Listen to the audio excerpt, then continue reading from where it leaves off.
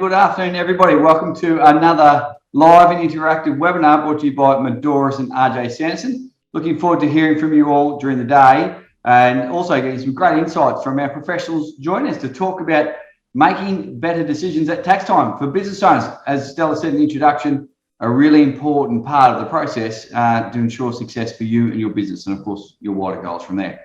Thanks, Stella. We'll move on. For those of you who are joining us for the first time, welcome. For those of our many family members who are regulars, welcome back. Great to see you all again. 15 locations, 200 staff, 55,000 clients across predominantly the east coast of Australia, but all over the place as well.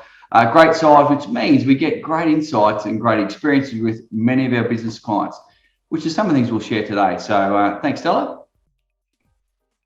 How do we continue to do that? And how do we continue to get such great feedback? Over 3 decades, integrated solutions and award-winning client care. It's very simple. We put you and your business and your goals and your aspirations at the centre of everything that you'd like to achieve, and then we surround you with professionals to achieve that. We demonstrate this here in this infographic. We call it our service circle. It's really designed for you to ensure you get to where you'd like to go in the fastest possible way. Thanks, Stella. We always have to have a disclaimer, ladies and gents. Today is general in its nature. Please don't accept any of this as personal advice, although it will sound very personal to many of you.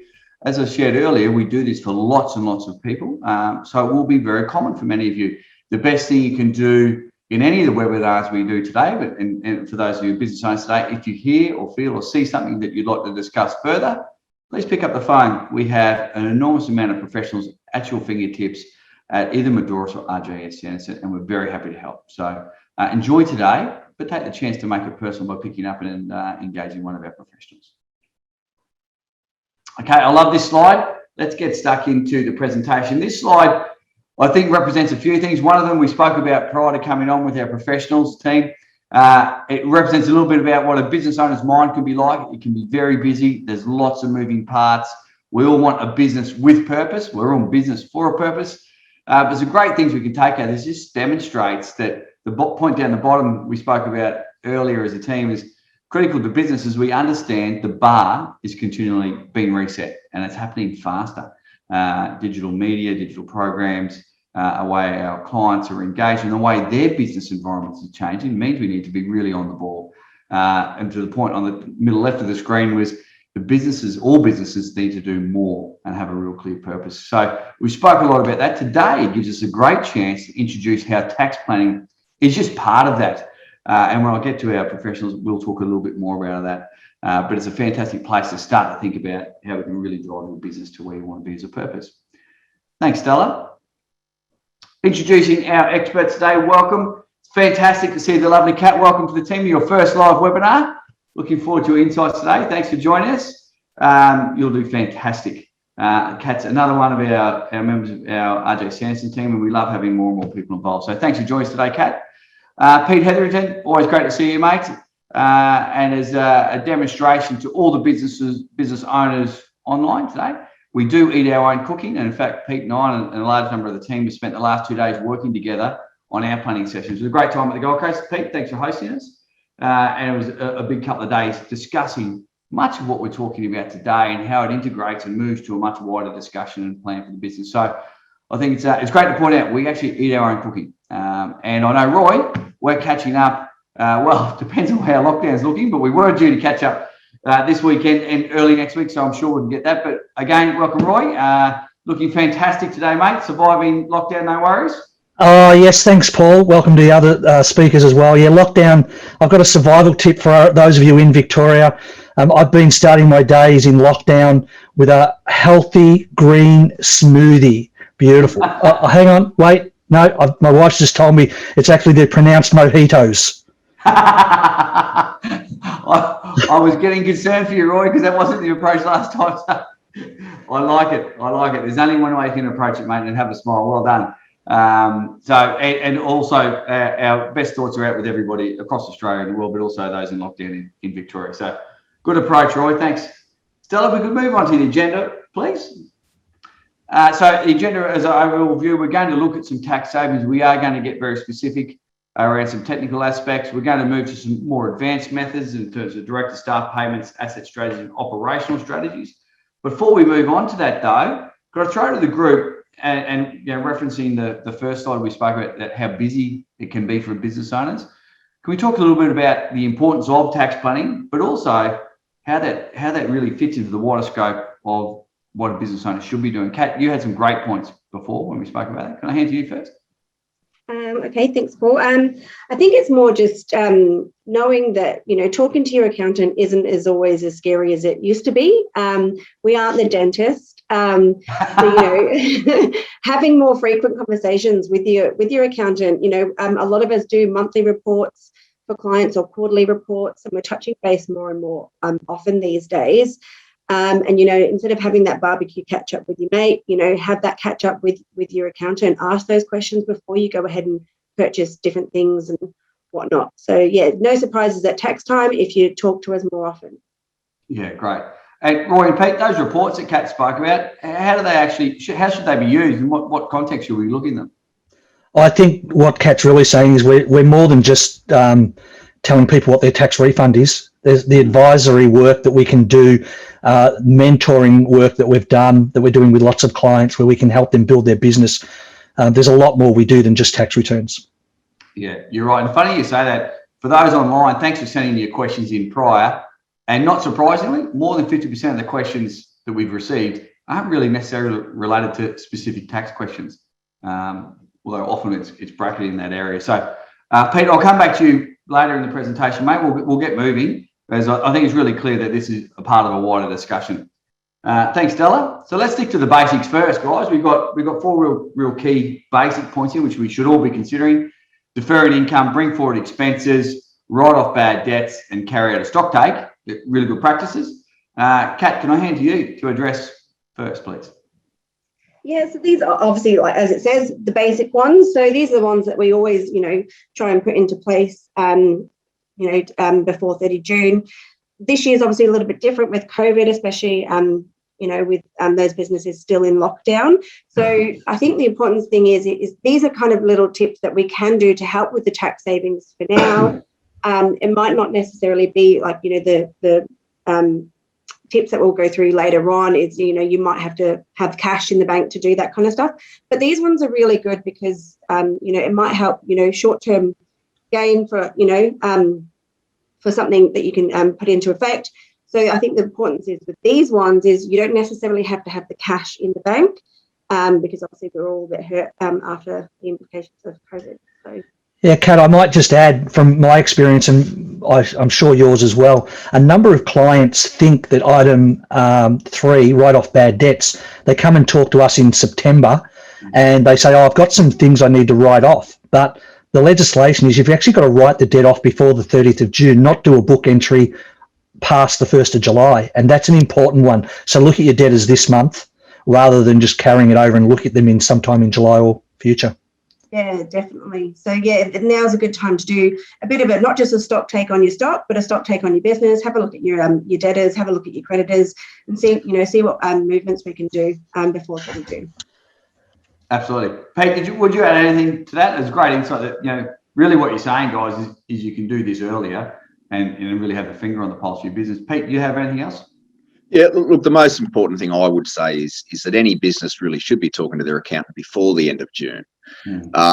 If you come to us after the end of June, it's reactionary. There's only so much we can do after the end of June to sort of save your tax. But if we could actually work with you leading up to the end of June, you've got a lot more chance of actually doing everything 100% correctly, and you won't be under any scrutiny from the tax office if they come knocking on your door. So I'd be pushing, this time of the year, we're pushing all of our business clients to have a chat to us while we still can, because once you get to about the 25th or 26th of June, you're almost too late then to be doing too much. Pete, what's your thoughts on doing it earlier and often, getting some planning in place? And in those discussions, are they predominantly tax specific or technical, or do they have a wider discussion? No. Look, at this time of the year, they become tax specific. Earlier in the year, when we're talking to businesses, we're looking at people's margins and we're trying to save them some money and build a bit of wealth. So, we might sort of find that, if we can save them 1 or 2% on some of their expenditure items, that can be a huge amount of extra profit on their bottom line. And it will then generate into extra cash. Extra cash means they've got extra things that they can buy or invest in. And that's when we can sort of really get involved in their business a lot more and say, well, okay, it's not just about saving you some tax, but let's look at growing a bit of wealth for you as well at the same time. I'm pretty sure you get excited business owners when you're talking more profit, more wealth. That's it. Paul, I might just add, I know these are the basics, and they really are. They come up every year. But interestingly, I had a session, a pre-tax session last week with a client that's been in business for only 2 years, and he didn't realise that if he sends an invoice out on the 30th of June, he's paying tax on it on that tax return. So although we as accountants call it basic, not necessarily they're all basic to our clients. Absolutely. And it doesn't mean you can't build off them. Okay, thanks, Del. So let's move on to the more advanced. And this doesn't mean for everybody online, it doesn't mean you jump to them as you get bigger or you've been in business longer. You always start and build up to them every year. So more advanced methods for directors and owner payments is accrue or pay directors an additional wage, pay directors a bonus, pay directors fees, or declare a dividend. Roy, I might come back to you for this one if you'd like to have a discussion around this. Yeah, so these are all about paying directors or a dividend, but interesting, if you pay directors fees or a bonus or additional wage, it says on that these should be entered via payroll. We now have single touch payroll, and the old rules where we could just get to the end of the year, in actual fact, we'd get to September, October, and then we would do a director's fee of some sort in the accounts. We can't do that anymore. It's no longer legal to do that. You actually have to pay directors through the single touch payroll system. So you've actually got to work out before the 30th of June what you want to pay directors. And this is all about the planning before you get to June 30. Yeah, and that will have an impact on the following year and your plans to buy more machinery, put more people on, expand, invest. Pete, this is the exciting stuff you spoke about earlier as well, because we're all business owners, we're all directors, but we're all individuals as well. So this is the part you talked about where more profit leads to more wealth. So this becomes a wider discussion for individuals as well. Look, that's exactly right. And there's a point there, point 4, about declaring a dividend. What a lot of people don't actually understand is that if you declare a dividend, that is not actually a tax deduction for the company either, but it will be income in the hands of the shareholders who receive it. So, you know, if you just go ahead and just don't actually get any advice on these sorts of things, you might sort of think you're saving tax, but quite often, just because of the way you've termed some of the terminologies, it actually puts you in a position where you actually haven't been able to save any tax at all. Yeah, correct. And Kat, as Roy pointed out, things have changed and do continue to change. You brought that up in our preparation for today as well. What will you be talking to your business owners around these more advanced methods, and how do you start to help them, encourage and coach them? I think that's a good one. I think having the chats beforehand, especially with the changes of legislations, especially when you're dealing with like the mum and dad entities that, you know, majority of our clients are, I think it's fair to say. You know, we used to be able to do a lot of things, you know, once we've got the books and, you know, got our hands on it and declare that wage, not necessarily through payroll, but with the way that the systems are and, you know, the amount of talking that's going on between the ATO and other third parties, you know, you really got to be on the ball. So I personally like to have these chats between, you know, just after the March BAS and those reports that you do there, and see what we can do and make sure that we've covered all bases. Yeah, fantastic. I might add to Kat's comment that we have many clients that operate through trusts, family trusts, so they don't declare a dividend because the profit is distributed. But I did have a conversation where, because the person was operating through a family trust, they didn't realise they could still do directors' fees. So we can do directors' fees, we just can't do it at the end of the year or after the end of the year. It's got to be done through the payroll system, through single touch payroll. Yeah. Well, I think it just highlights the complexity of what we're talking about and needs to be addressed. Yeah. And I think the importance of that is, a lot of the time, again, with the mum and dad firms, is, you know, knowing your structure. So, you know, for example, if you have a company and you're used to just pulling out as much of the as much as you want during the year, and then, you know, the accountant works it out at the end and sorts it all out for you. You know, we can't necessarily do that as much as we used to, because we have to, you know, report everything before 30 June, make it all, you know, above the line. So, you know, having that, understanding your structure, understanding that if it's a company, it's not necessarily your money, so you can't just whip it out. Because again, mum and dad entities, sometimes just, they don't know that that difference, or they forget about it. Yeah, good work. Fantastic. Okay, let's move on to our next slide, please. Progressive changes to the company tax rate. Who wants to take this one? Come on, don't all put your hands up at the same time. Roy, you were first one in. Well done. I saw Pete smile and look away from the camera there. So, Pete, you get the next one. Look, the slide's pretty self-explanatory. There's turnover limits based on what the dividend is. So the far right-hand column is all the public companies because they're all got turnover over 25 or 50 mil. So when you've got a company list on the share market, you're getting franking credits at 30%. But companies pay tax rates, and you can see how they're coming down. 26% after June 30, 27.5% for this year. So it leaves some strategies where if you can delay some income or bring forward some expenses to the 30th of June 2021 year at 26%, you'll pay tax at 26%. If you delay the income to next year, it's at 25%. But you might also have a situation where you do have a company, you might want to pay a dividend and get a franking credit at 26% rather than next year at 25%. So just thought it's a good idea to state what the company tax rates are and where they're going.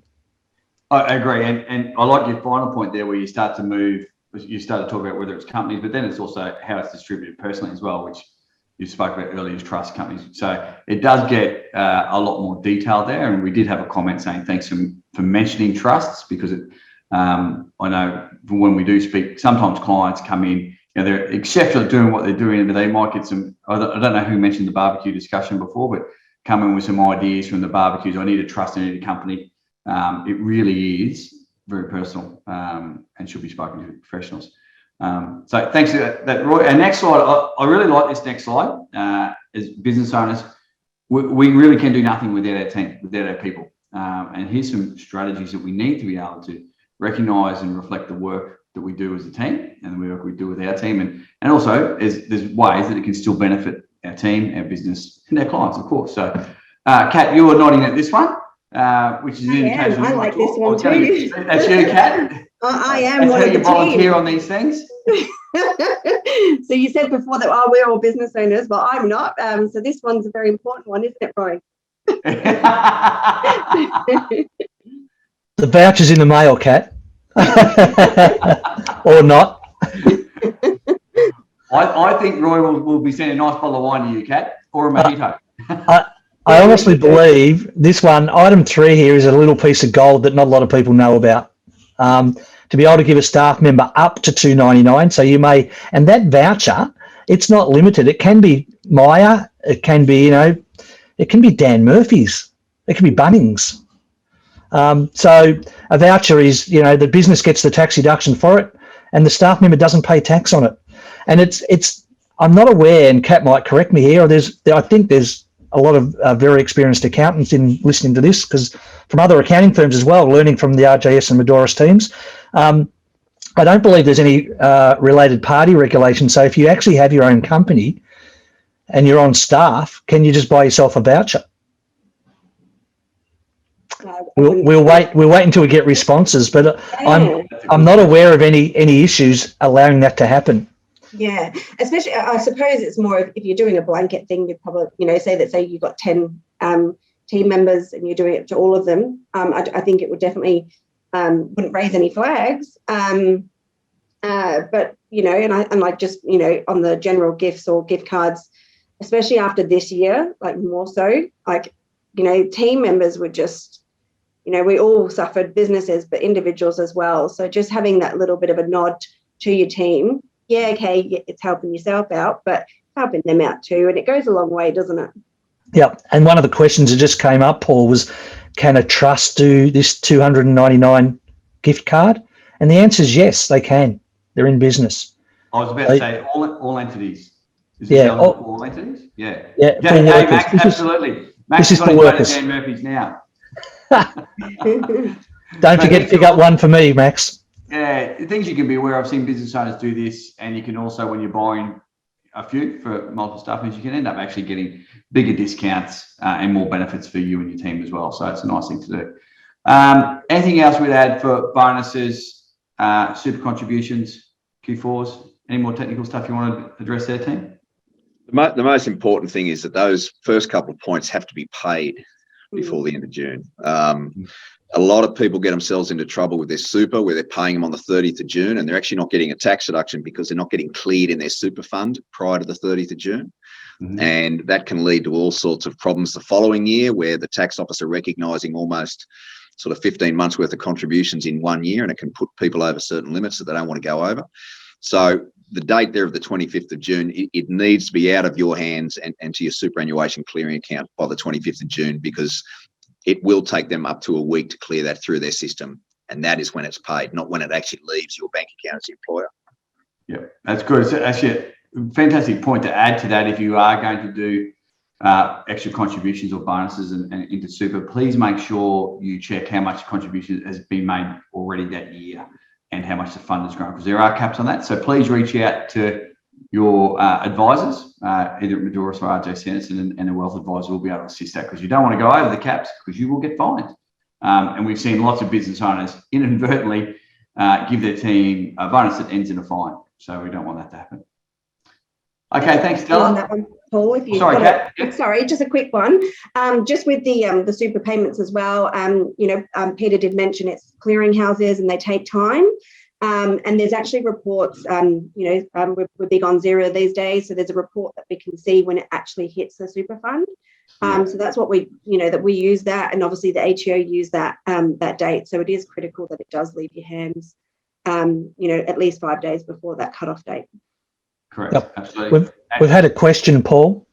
Is it $2.99 for all cards? So the $2.99 limit is per staff member.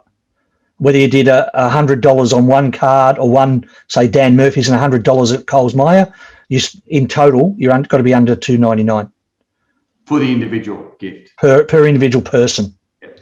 So you can't give one staff member 7 cards, for instance. Yes, correct. Yep. Okay, we'll move on to our next slide now. Thanks, team. We're on to asset strategies, purchasing an asset before end of financial year, and we've all got stories where that works and stories where it doesn't. Instant asset write-off, same thing, and create a tax loss. Again, all things that we've seen business owners do well and we've seen business owners do wrong for the wrong reasons. Pete, you're off mute, and you're looking hot and ready to go. You want to talk us through these and some of the things to be aware of as well? Yeah, look, I'm a big believer in these sorts of things. If there's expenses costs you need to spend before the end of June, or just any costs you need to spend, do it now rather than waiting till next year. Okay. But conversely, don't go thinking you've got to spend all this money to save tax. I had an example a few years back where a farmer spent about $400,000 on chemical and crop spray before the end of June. It's still sitting in his shed. And that $400,000 is out of his cash flow, which makes it harder for him to operate his business. So if there's a need for some of these things, if you need some computer IT equipment, if you need a new mobile phone, if you need a new utility or a car, by all means, go and get it done now, because you will get the benefit this year. But if you're just spending it for the sake of spending money to reduce your tax bill, I'd be suggesting you put the brakes on that. Well, and have a wider discussion. Where else can that money be used to make money? Invest, as we said earlier, invest in the team, the business. Yeah. Kat, you again were smiling, looking happy there to talk. Did you have some other examples we should be aware of here? I think that point, Pete, is crucial. Is don't spend it if you don't need to. Like the amount of times clients struggle and get implicated because of that, it's not going to save you that much. Especially in the long run. Instant assets and the write-offs and all that kind of fun stuff. The ATO have been changing the rules. I think it changed 6 times in the last 2 years, didn't it? So they're keeping us on our toes. I think a good one there is, they've removed the threshold for if you're using a small business pool and you're buying new assets. So you basically can instantly write that off, so instantly depreciate it, expense the item once you buy it. There are always exceptions, so like you said, general advice. So we've got there in particular the cars. Don't go out and buy yourself a Maserati because that might not all be instantly written off. Yeah, well, look, I'm sure some accountants might be able to get too colourful, but we all like to do things the right way. So yeah, so Maseratis, I think you'd be hard to get that one through. So again, just ask the conversation because I think the key word in this slide here is payload capacity. So if it's a ute that has more than 2 seats in it, so it's a passenger vehicle, everyone thinks utes are automatically work vehicles, but they're not. So payload capacity under a ton, we need to make sure that we're ticking the right boxes there to get the best out of it for you.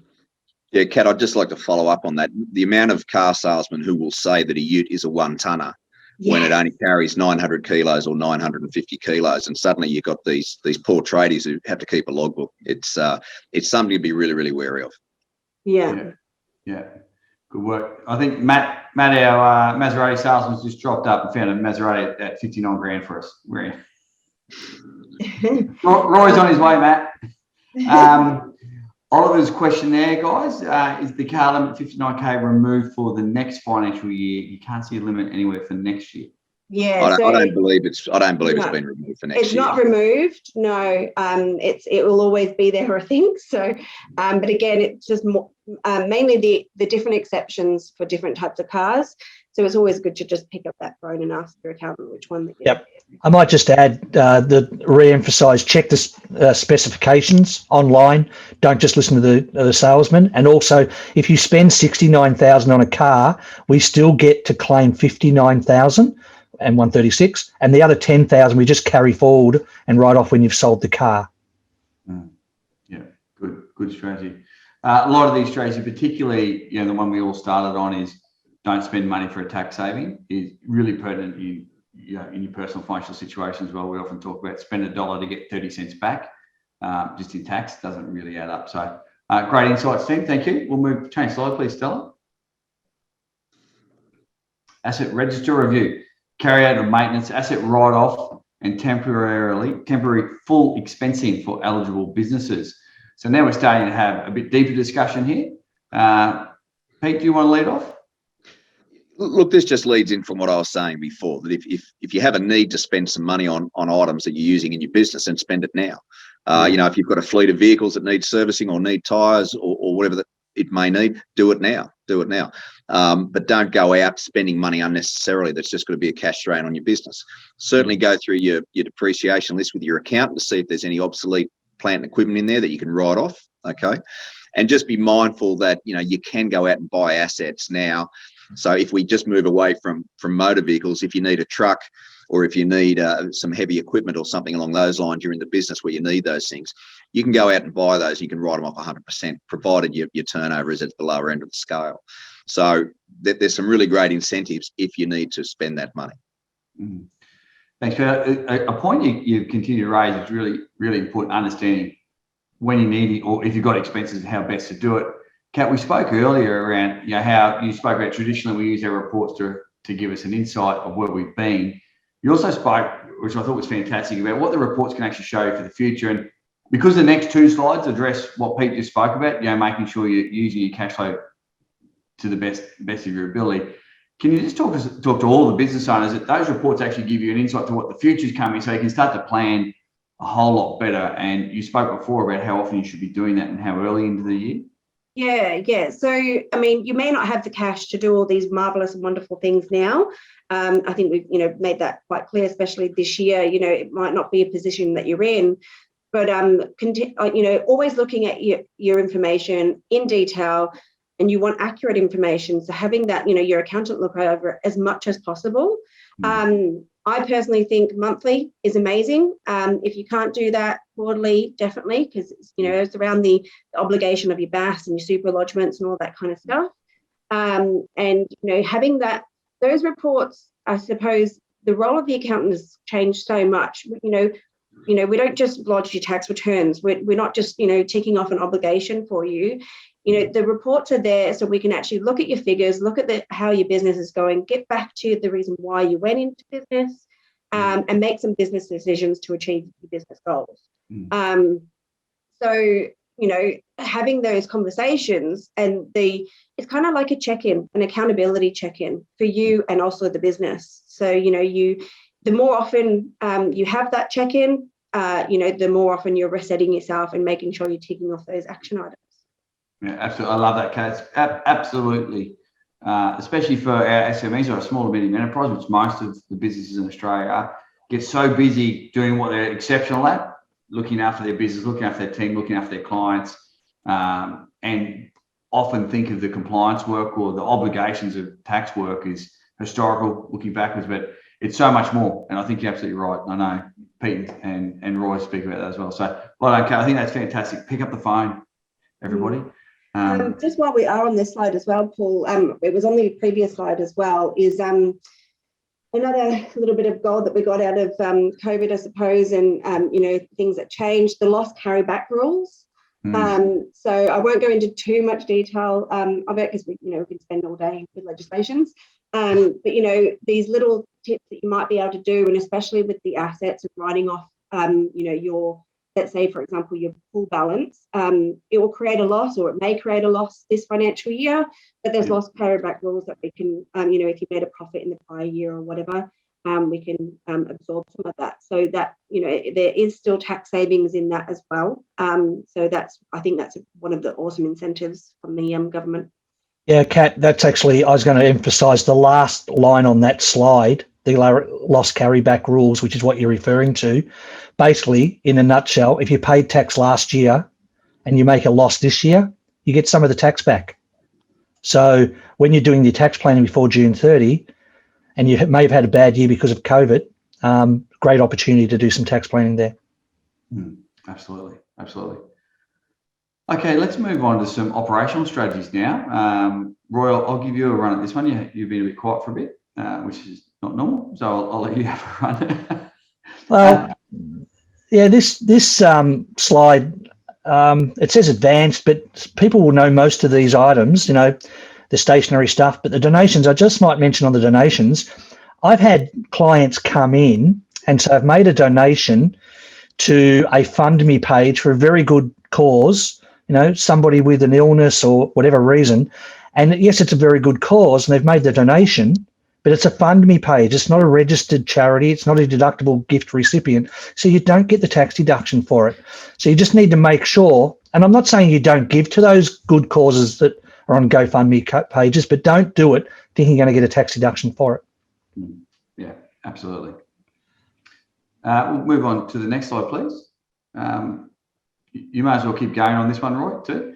And Pete has already spoken about these, hence I mentioned the planning before. Prepaid expenses, crystallize the capital loss and delay income. Anything the business owner should be thinking about for any of these? I think Pete's covered a bit of it, but have you got any different sides of different views? Maybe just emphasise the bottom one, item 6, delay income, because the tax rate, and I alluded to that earlier, just keep an eye on it because you can drop your income, the tax rate's dropping from the 1st of July, 26% to 25%. I know it's only 1%, but it means you're getting an extra 1% saving in tax, so it's still worth considering. Yep. Okay, and Kat, did you have anything to add, or Pete? I'd just like to point out sort of the second point there about the capital loss. If you're a person who's sold investment property during the year and you've got a big capital gain sitting there and you've got a share portfolio with a few shares that aren't performing all that well, might be time to clear those shares out. That will actually generate a capital loss for you, which will reduce the amount of tax you'll pay on the sale of your investment property. So you should, any investments you've got, if you've been buying or selling property, shares, managed funds, if you get an opportunity to have a look before the end of June to see maybe consider clearing out any non-performing shares there, just to crystallise some losses. It will save you some tax in the long run. Mm-hmm. Yeah, good work. Kat, anything from you? No. Okay. I love this next slide. It says operational strategies, but really these strategies are only in place and can benefit from because of the pre-work you've done with your accountant. This is a result. This slide here's a result of the strategic work you've done prior. So yes, they're operational and a bit more advanced strategies, but I think it really reflects everything we've been talking about today. Getting in earlier, having a wider discussion. An example of Pete just said, it can help you in the long run because of some of the work you've done prior. Kat, would you like to talk to this slide? Thought I saw Roy unmute. Oh, sorry, I'll come back to you, Roy. I was just going to emphasise the bucket company. It's a conversation I have with a number of people who are running with trusts, and the trust has to distribute or it pays tax at the top rate, 47 odd %. And if we set up a bucket company, it can be taxed at that company tax rate of 26% or 25%. But there is a bit of a trap when you do this. The money actually has to flow to the bucket company. So if your goal is, I've got a home debt that I need to pay off, then you can set the bucket company up. The bucket company has to get the money. And if you want to take that money out, you've got to do a special loan agreement, Section 108 loan agreement. So there's a bit of work in it, but a bucket company for somebody who might be a few years out of retirement, you can park the money there. You can leave it there until you're retired and look at taking out fully franked dividends at retirement when you're on a lower income at your choice. So there's some real good planning there if your business is profitable and you're operating through a trust.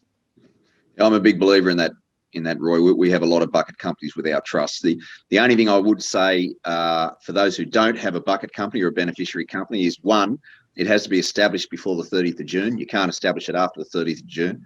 And two, you need to make mention of it in your year-end trust minute, which is really what we accountants do for you guys before the end of the year anyway, for all of our trusts. You can't have a bucket company getting profits, but you haven't actually mentioned it in any of your year-end minutes. So, but that's more of an administrative task that we take care of for you guys. Peter, do you have many clients who set the bucket company up and move the money across to the bucket company and then loan it out or take it out as a dividend straight away? How do most clients do? Normally we loan it back to the operating entity if we can, and then we try to dividend it out over the years, as long as we can take our time to do it, so it's not creating a tax problem for the end shareholders. So it's a strategy we use a lot. Yep. Keyword there, strategy, which means over time and put in place earlier. So well done, guys. Okay, thank you. And Kat, did you have anything to add? I like the last point, to be honest. Looking at your group, if you've got a group of entities, whether they're companies, trusts, whatever they are, having a look at the position and the performance of all of them and seeing if we can, loan it, like Pete said, loan it to the operating entity, or, shift things around by establishing and raising management fees, because it's an income in one, expense in the other. It could even out profits and losses. Yeah, cash flow is king. Just before we move off slide, thanks, Roy, you've answered that. 24 hours to set up a bucket company, great. Can I stress, please don't set up a bucket company without talking to a professional.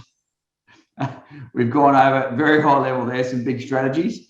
They do have implications if done incorrectly. I'm sure Roy's not, and Kat's not. We've got lots of stories where they have been done incorrectly. We've had to unravel them. So we won't talk about those today, but talk to a professional before you do anything. Okay, thanks, team. Let's move on to our next slide, which is, what's your top tips? What are you seeing the most successful businesses that we've worked with doing in preparation for tax time? Ladies first, Kat. Thank you. I always kind of make the joke with my clients is you talk to me as much as you talk to your spouse, if not more. If it's a thought in your head, you ask the question. Well, we talked a lot about this in our strategy session. It will save you money and more importantly, make you money. Just by stopping you make mistakes. Yeah.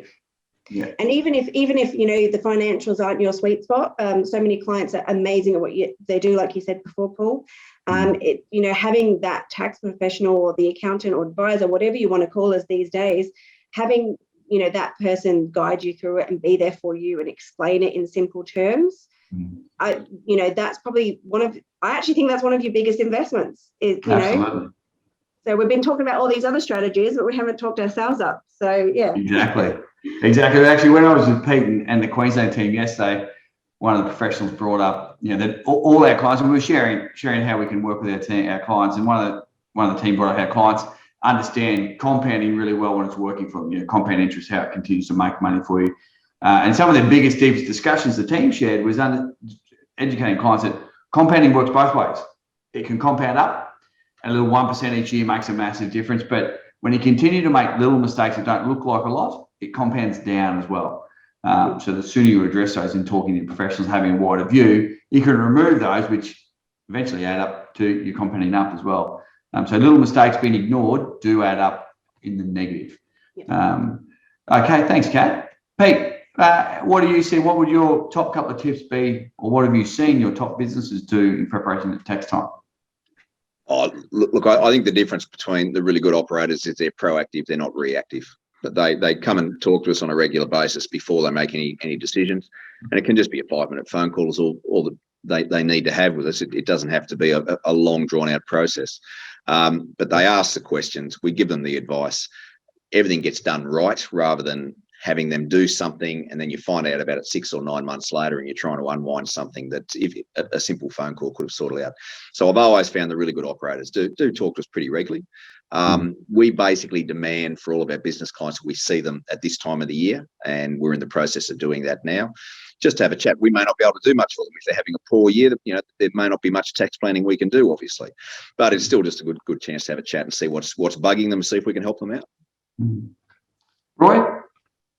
Yeah, I'll just emphasise what Peter and Kat have just said. I think the most successful operators over many years have been those that get some tax planning before June 30. And when we pick up new clients, I'll always say, what was the problem with the last accountant? And they say, they weren't proactive enough. But the client needs to be proactive as well and make an appointment for a 10-minute conversation or a half-hour chat by Zoom, phone, or send an email, which I've had dozens of emails from clients over the last couple of weeks just saying, can you have a look at my files in Xero and tell me what I should be doing? And I go, yep, no problem. And we converse back and forward by phone and emails. And that's the client trying to be proactive as well as us being proactive. So, in our newsletters and our webinars, we tell everybody to be proactive, and that's what they need to do. And the most successful businesses are proactive. Fantastic. I don't know whether you saw Max Hardy's just jumped up. He's been proactive. He's provided himself with gift vouchers, provided gift vouchers to 3 people, including myself. Very proactive. Well done. Mission accomplished. Look, my biggest tip is something that we opened with here, and Kat put in a great little analogy there. We're not the dentist. Come and see us. We're not scary. But I think the biggest thing here is that what we spoke about today, in technical terms, is tax planning. And I know Roy and Pete and Kat are a big part of this. That's just one part of what a bigger plan should be, in being proactive and being strategic and thinking wider. So talk to your accountants about a whole lot more. We'll move on to questions now. Thanks to everybody who helped us build today's presentation. So those of you who sent questions in early, we've gone through and made sure we've addressed those. As you've seen, we've addressed a couple as we've gone along. We've got a few more here. I'm going to start with one of my favourite ones because I have had many a discussion when I've tried to claim these. Buying lunch at work and taking clients out. Can you claim on this? Now, I know the answer, and it always disappoints me. Kat, how do we get around this? Or can we?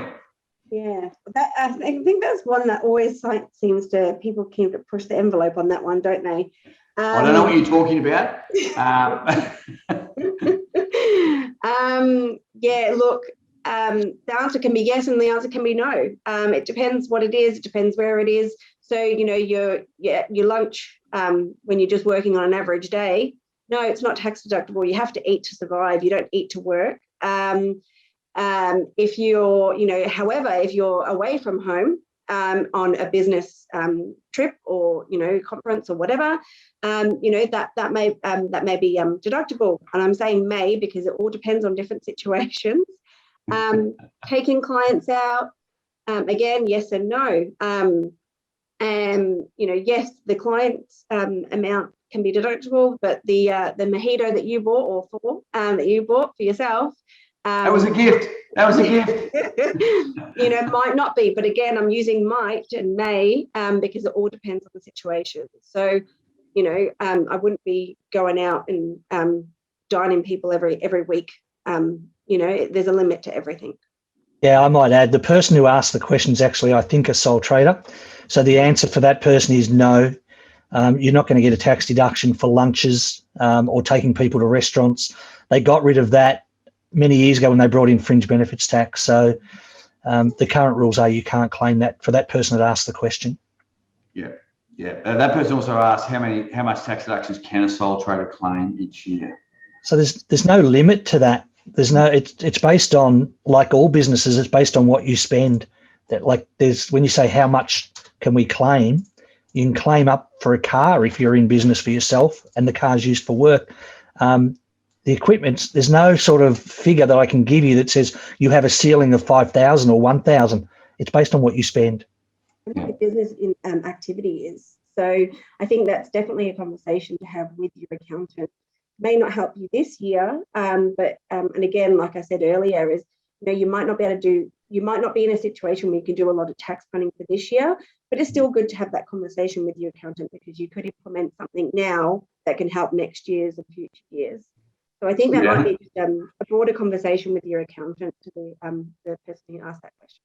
Yeah, correct. I think it's that, both those questions lend themselves to some of our wider business advisory discussions we've had in previous webinars around what we should be thinking as business owners as well. Spending money to get a tax deduction is never really an answer. Pete raised that very early on.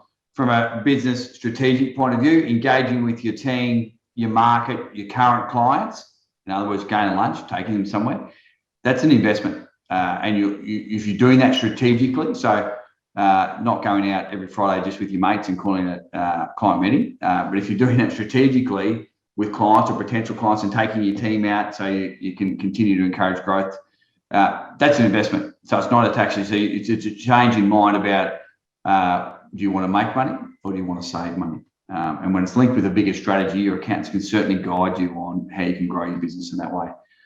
We've had a couple of other questions drop up here, which is fantastic. I don't know who this is from, sorry, we didn't have a name. Where's the sweet spot for deciding whether to spend to reduce taxable income versus holding on to your profits, which are then taxed? And that question could go on for a couple of hours. Well, I'm happy to throw an answer at it, Paul. Yeah, great. Basically, you look at cash flow. Your decision is cash flow. If you need cash flow in the business, then don't spend that money. And remember what Peter said earlier. You're spending money only to get the tax rate back. So I wouldn't spend money on stuff you don't need because that's a waste. And only the sweet spot is about making sure your cash flow's right. Would be my stab at that. Yep, good summary. Pete or Kat, anything else? 100% agree with what Roy said. It's as simple as that. Every dollar you're spending, you're potentially only saving 25 cents. So you're out of pocket 75 cents for every dollar you spend. So you've got to be wise with the way you spend your money. I think just reading between the lines as well with that is, reducing taxable income, holding on to your profits. A lot of people go out and buy a heap of stock. That doesn't help, because you've got to do that stock take and, take that up in your financials. So that could actually, going out and buying the stock can actually, increase your profit because, you've got it sitting there probably by before 30 June. So it's the need and supplies is a good one. Yeah. We often see, again, Pete's team shared these with their stories yesterday.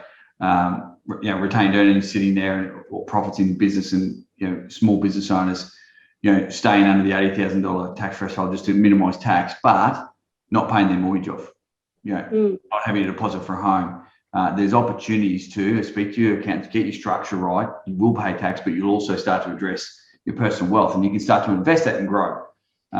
So I think, sitting there, there were some great stories yesterday and invariably, more often than we'd like, some of those business owners can't resist it because there's lots of money sitting there and start spending it for personal reasons. And that's what, as we all know, is a Div 7A and you have to pay that back. So I can't stress enough, speak to your professionals and start to make your money work for you. And as Pete said earlier, you can make money. You don't have to just be saving tax. I think we've answered Huey's one about lowering our tax bracket. Justin's got one here. Can I claim equipment I buy as a sole trader? I then lend that equipment to a subcontractor for them to perform their work, obviously for me. Can I claim on that? For example, I buy them a hammer. I buy a hammer. I lend the hammer to a subcontractor. That subcontractor completes work for me, which I charge. Can I claim that equipment? Yes, because you're supplying equipment to either an employee or a subcontractor to work for you. So the answer is yes, you can, Justin. Yep. Well, there you go, Justin. Go get some equipment and expand your business. Fantastic.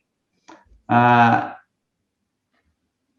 sorry, the questions just keep moving. Is there anything you disagree on as tax professionals? Thanks, Max. there anything we disagree on? Lots of things. It's We're also humans. It's a good question. In TaxMax, there's a lot of grey areas where the tax office try to get clarification. So I might have an interpretation on a grey area that Kat might disagree. There are ways we can go to the tax office to get some confirmation. But yeah, I wouldn't say we disagree a lot on a lot of things. It's only the grey areas, I would think. Pete, what do you think? Oh, Pete disagrees with me. No, not at all. Max, I had a meeting last week with the tax office over an audit that one of my clients is going through, and I met with 3 of the tax office's top tax professionals, and we couldn't agree on anything, mate. I'll tell you, we couldn't agree on a thing. So as practitioners, we can basically agree on a lot of things, but maybe when we're dealing with the government, not so much. Yeah, I think as well. Obviously, without debating between ourselves, a healthy argument's a good argument, isn't it, Roy? Yes. But also, I think the good one for businesses and individuals out there is the intention for things can help with the interpretation of some of the legislation. Yeah, I often find myself walking from office to office till I find an accountant that agrees with me. But we've got lots of them. Like going to your dad when your mum said no, really, isn't it? Correct. And I've had both Pete and Roy just shake their head before I got to their door. So I know the feeling, Max. But yeah, I think every time I've sat with the guys, it talks about get back to the strategy, and it tends to answer itself. A great question here from Jennifer, and I think this will answer. It's a question from a lot of people. So Jennifer's a sole trader. She has registered for GST. And for those who are unaware, you register for GST if you believe your turnover is going to be over 75k. Jennifer's answer: what happens if she doesn't reach 75k? Do I still need to pay GST? Yes, the answer is yes. You are invoicing your customers with GST on it. You're collecting GST. You are a tax collector, and you get to claim the GST credits on the things that are expenses within that business, which might be fuel or equipment, etc. And you have to do a business activity statement. You've said that you've only registered recently. Your first activity statement will be after 30th of June and due somewhere 28th of August, and accounting firms get a little bit another 4 weeks above that. So the answer is simply, Jennifer, yes, you still have to lodge a business activity statement and pay the GST you collected, less the GST you paid to the ATO. Yeah, correct. Yeah. And Jennifer, it's actually not a bad thing, because it means that you're looking at your numbers at least every 3 months when you're preparing a GST return or a BAS, rather than just waiting till the end of the year. So you're actually going to learn a lot while you're going through and preparing your BASs, or having an accountant help you prepare it. So it's not all bad news. It's a little bit more compliance for you, but it's not all bad news. You've got to learn a lot about numbers, sadly. Good work. Thanks, guys. Justin's got another one here. Do fuel receipts need to be logged all year, or just like our logbooks for cars, is it 12 weeks only? I would say it's preferable if you keep your fuel receipts. If you don't keep your fuel receipts, you need to keep odometer readings to say how many kilometres you've travelled for a year, and we can then look up the manufacturer's estimates of how many litres per 100 you would be using. And then whether you're operating in country Victoria or in the city, we sort of look at what the average rate of fuel was for the year. So there is a mathematical way of doing it if you do lose or you don't keep those receipts. I generally tell people to either just direct debit it straight out of their business account, or have a dedicated credit card account, which basically you get every month that says, well, this is where I've spent my money on, and this is where my fuel is. And we can utilize that rather than just keeping all the paper receipts. But by law, you are supposed to keep a receipt. I think if it's more than $50 to be able to claim the GST on it, from memory. I might be corrected there by anybody, but it is a pain, but it's not a bad habit to get into. Yeah, I think there's also really good. Sorry, Paul. I was going to say your structure can assist with that. It's another great hint. Yeah, and there's also really good softwares out there as well. So there's a lot of softwares that capture your receipts and are somewhat digital or virtual, should I say, bookkeepers. So if you have that, while you're at the fuel station, you've got the receipt in your hand, take a photo of it. As long as it's a clear photo, full photo, and I say that because we get a lot of shoddy ones. You can chuck that receipt out straight away. You don't have to physically keep it. The software will keep it for the years, and also, you don't have the fading receipts that then become blank bits of paper. So. Yeah, they help with remittance too. Well done. Thanks, guys. This is from John. Would you recommend a taxpayer take out audit insurance? Depends on the taxpayer, I think. Like an individual tax return, probably not. A business tax return, there's certainly increasing audits at the ATO. I know we do offer it, RJS does offer it to our clients, our business clients. And I think each business takes it, it's their own decision. It's a tough one. A simple business, maybe not. You're unlikely to get audited, but if you've got a lot of staff or a lot of transactions or, medium size, the chances of an audit increases. Yeah. Pete, what's your thoughts? Yeah, tax audit insurance is like any insurance. You don't think you need it until you need it. The insurance products we provide to our clients will cover them for up to $20,000 worth of our time. And if you are a big organisation with multiple companies or entities, audits can take a long time. The government aren't in a hurry to wrap these things up quickly. They don't care that you may have to be using a professional like myself or Roy or anybody else to actually help assist with these audits. So it can end up being quite a costly experience. So for the few $100s that it might cost you, it's possibly not a bad investment if you're in business. I would concur with Roy. If you're an individual, it's unlikely it will be required. Yep, good work. Here's a good one for us. How do I lower my tax bracket? I've got a really simple answer, but I'll earn less money. Yeah, earn less money. Look, my thoughts there are just for the person who asked that question, you've got to understand that if you go into the higher tax bracket, it's only the money that's in the higher tax bracket that gets taxed at the higher rate. It doesn't affect everything below it. And the tax rate, even if you're on 34%, you still got the balance, 64%, 66%, which is yours to keep. So don't stress if you move into a higher tax bracket. It means you've earned more income. Yeah, I think when you earn it. Sorry, Kat first.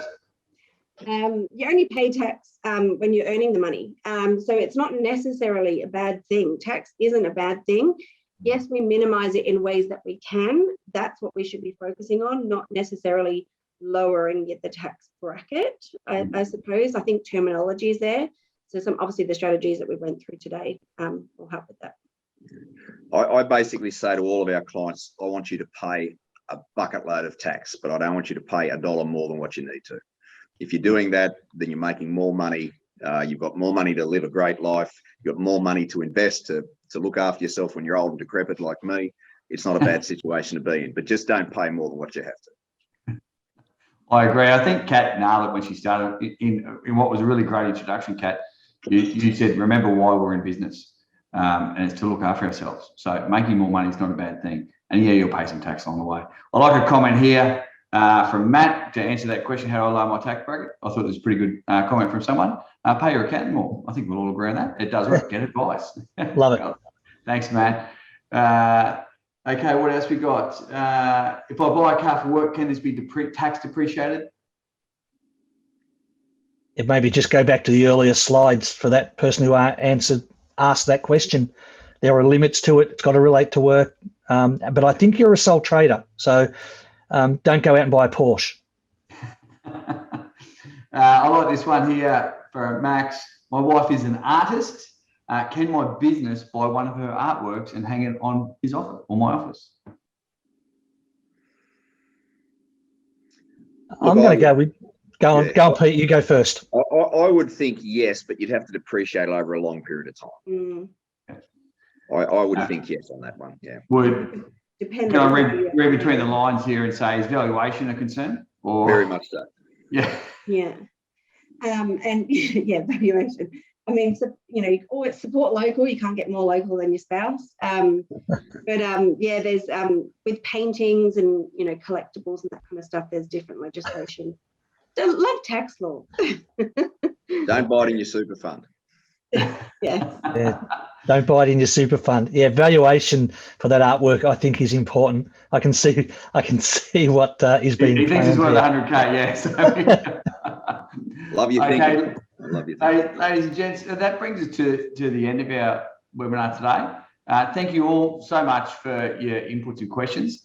Of course, we have stressed during today, a gift to everybody online today, whether you be a client or not, whether you've worked with them in the past or not, whether you've been referred to us or not. We'd love to hear from you.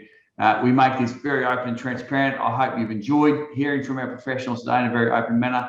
And we'd love to hear from you. Please pick up the phone. Our gift to you is you will spend some time with some professionals, and we can start to address some of the things you spoke about today in a more specific sense to you. So please take the chance to do that. Excellent. That's been great. Thank you, Sue. Upcoming webinars. So just as today we spoke as business owners, what we can do and what we've seen it work very specifically for singles as well. You are people in business and looking to make things right for yourself. So our next webinar follows on from businesses who are business owners, that individuals is tax planning for individuals. How do the financially successful maximise their tax time? And what questions do they ask their accountants leading into and coming to tax time? So business owners, this is for you as well. For those of you who aren't in business and PAYG, some great skills, some great hints and tips and some great strategies you can prepare for coming into tax time. And I know our teams are all out there ready to do more for you for more often. Please come prepared. Please push them. Please ask more questions. They're absolutely willing to help. So that's our next webinar. I look forward to seeing you on the 24th of June for that. Seek advice. Remain focused for the long-term objectives for your advantage, for the opportunities for you and your family. We spoke a lot about that today. So again, thank you. Behind the scenes, Emily, Stella, and the wide team who helped put these things together. Thank you. Kat, Pete, Roy, and all your teams. Thank you. And everybody online today. Thank you for joining us. Great to see you all. Have a fantastic rest of the week. Roy, Kat, and everybody in Victoria, stay safe and see you all soon. Cheers.